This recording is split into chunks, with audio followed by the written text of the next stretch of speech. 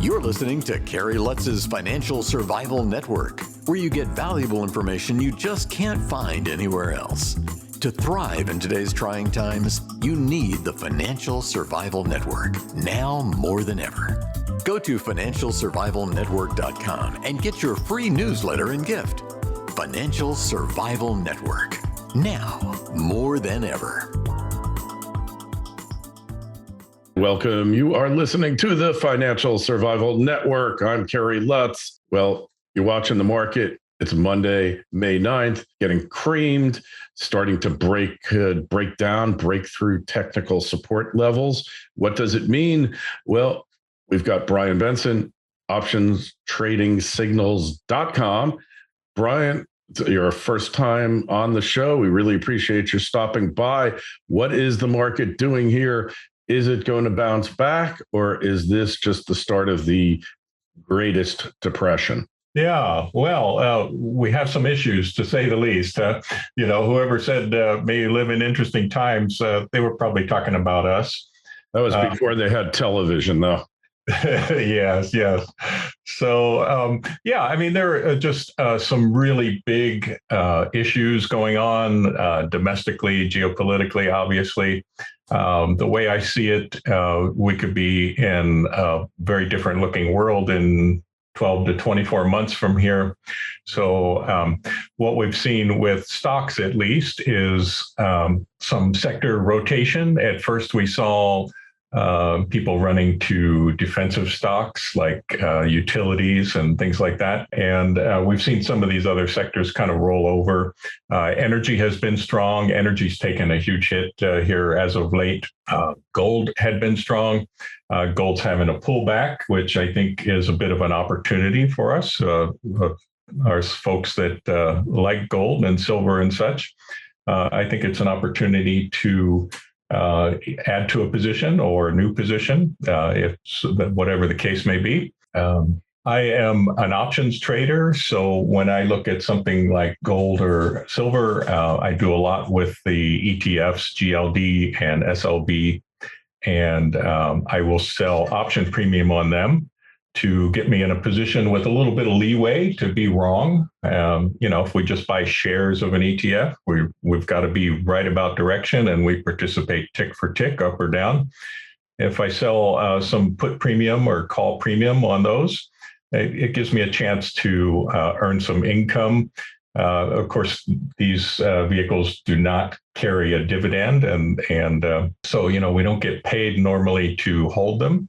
But with selling option premium, I feel like, I can generate some income and apply some of that to my cost basis and reduce my cost basis over time.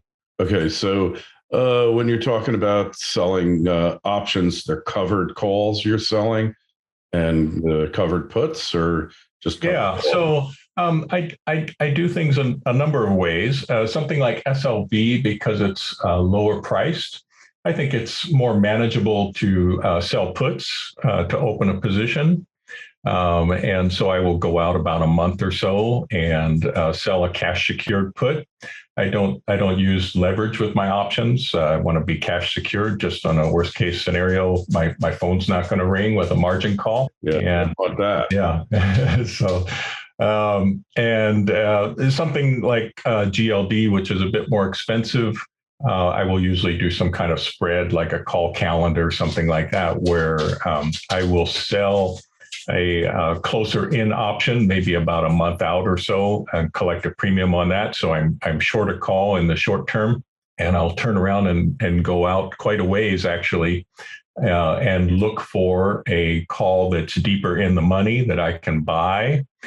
And I just did one of these where the premium I collected in the short call was able to cover the time value that I paid out to buy the option further out. And, so I don't want to be faced with a lot of time decay on my long option. And so that's why I go out pretty far with those. And then that short call, as it gets closer to expiration, I'll roll that out and try and collect additional credits on that to reduce my cost basis. Okay, so as far as where the market's heading now and your philosophy of investing, where do you see it heading and how do you play it? How do you make Yeah. money off of this market? Well, I think there are precious few safe places in stock sectors right now. And I think we'll see some that haven't broken down. We may see breakdown. You were kind of, I think, in a long-term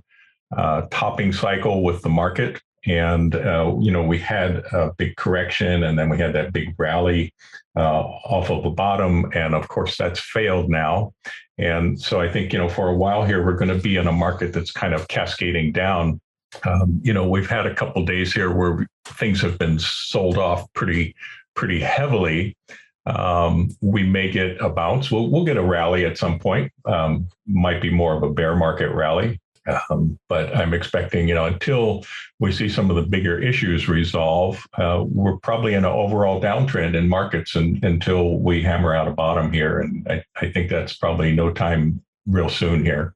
All right. So you think we're in this process now of kind of like rationalization coming back to the market, and so these excessive valuations have to be driven down? Is that what's happening? Yeah, and I think, if you look at a very long-term chart on SPY, over 15, 20 years or so, there's a lot of room to the downside, and a lot's already been taken out of more speculative stuff. I mean, you look at like ARK-K fund, it's way down, 50% or so in the year, 70 some percent from its peak. So a lot of that's been taken out, but they're still headed down.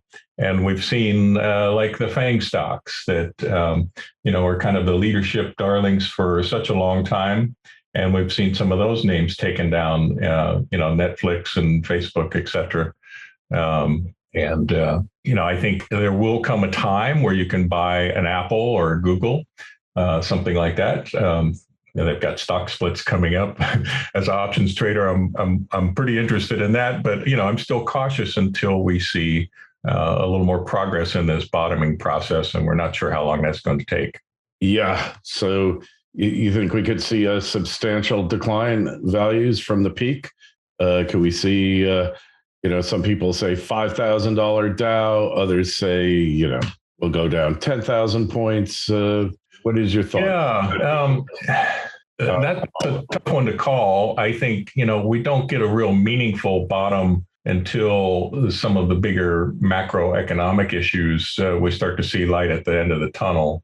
I've kind of got a bingo card of things that would have to go right to kind of really turn things around. And, we would resume a generally bullish market in stocks.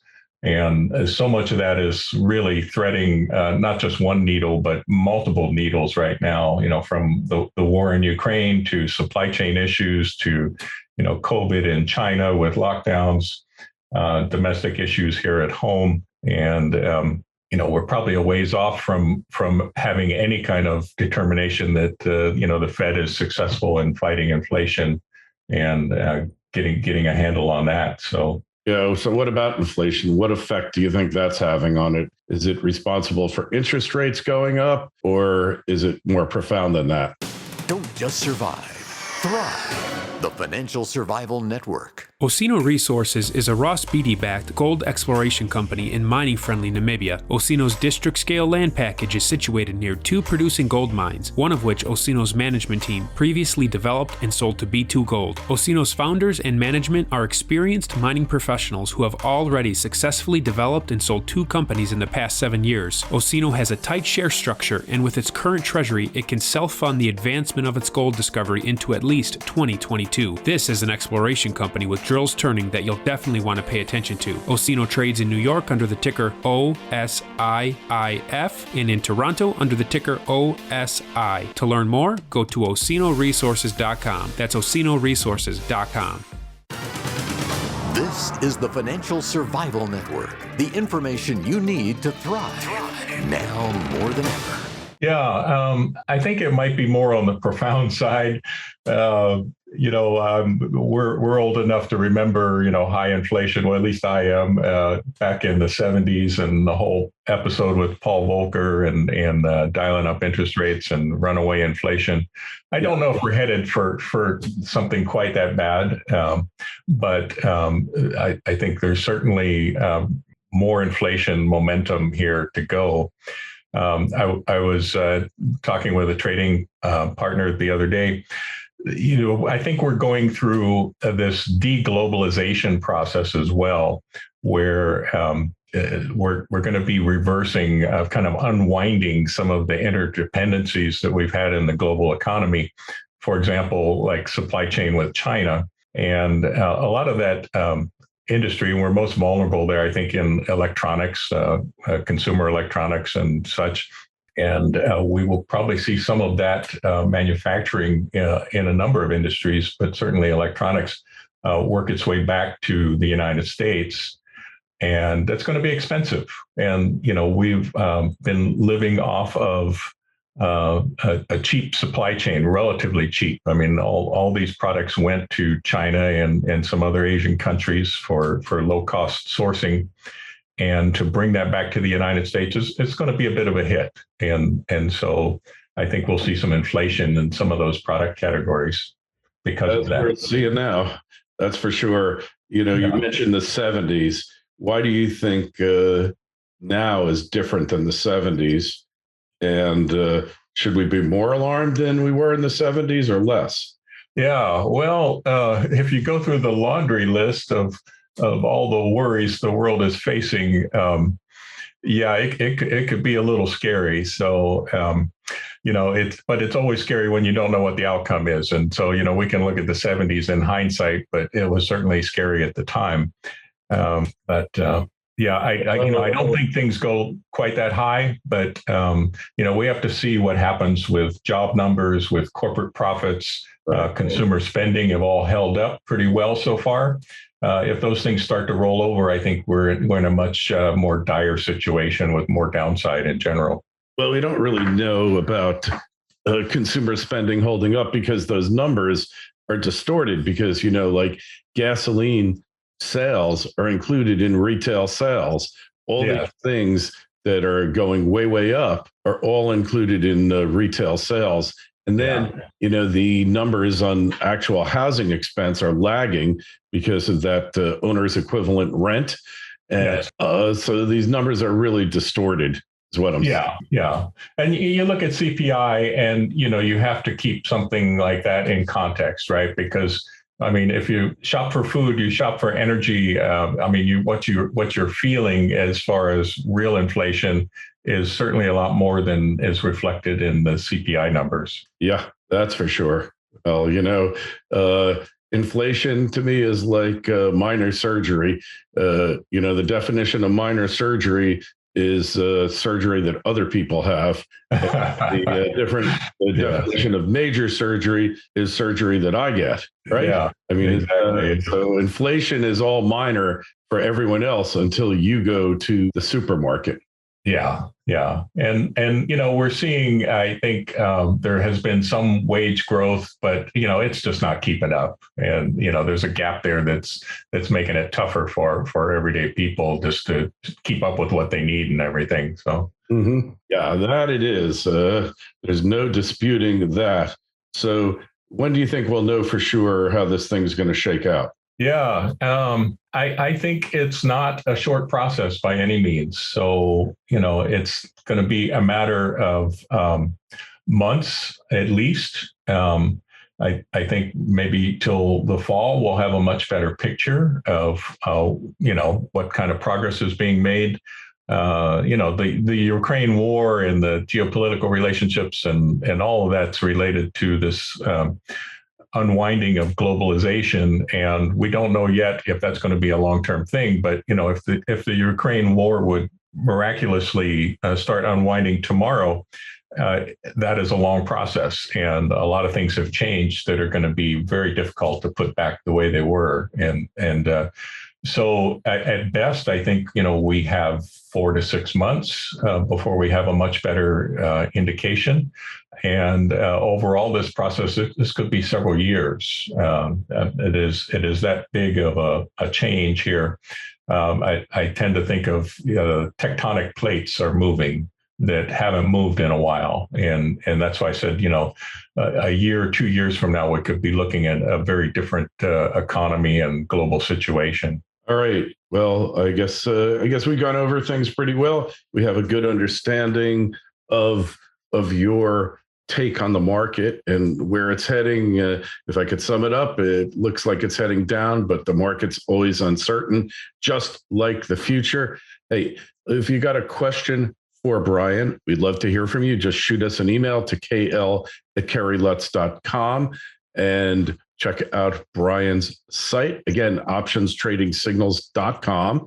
And go over to our site, financialsurvivalnetwork.com. Take a look at it. Sign up for our free newsletter. Hey, Brian, it's been an absolute pleasure. We'll talk to you again soon. My pleasure. Thank you so much. Thanks for listening to Kerry Lutz's Financial Survival Network, your solution to today's trying times. For the latest, go to financialsurvivalnetwork.com. Financial Survival Network, now more than ever.